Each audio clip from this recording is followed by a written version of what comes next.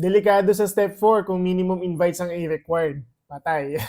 Guys, ganito ha. Sabi ko nga sa inyo, hindi na natin kailangan gumastos dito kay itong market. Kasi nga, ayan, nakikita nyo ba yung stars, shooting stars, yung envelope na yan, tapos itong box na yan. Lahat yun, mga transactions yan. So as much as possible guys, huwag tayong mag-transact, huwag tayong gumastos kasi hindi naman natin sure kung papaldo tayo dito.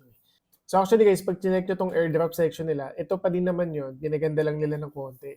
So yung una, dapat daw meron tayong tomato sa Telegram name natin. Pangalawa, at least minimum bronze tayo. Then yung pangatlo, i-connect na natin yung BitGet wallet natin. Guys, BitGet wallet ha. Then guys, yung step 4, ito yung i-reveal nila sa 31.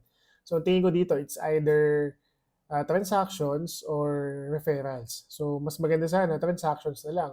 Or mas maganda, wag na lang sana pareho kasi nga parang magiging unfair. Kasi kung for example, ako hindi naman ako gumastos dito eh. When it comes to referrals, hindi rin naman ganun kadami referrals ko. Paano pa yung mga nagagray na sila lang talaga? Talaga, kumbaga, ang puhunan lang nila yung mga multiple accounts na nila. So, kawawa naman. Siyempre guys, perspective lang naman natin to. So, sa side nila as business, for sure, ipa-priority talaga nila yung mga transactions. So, tingnan natin. Antay pa tayo ng konti pa.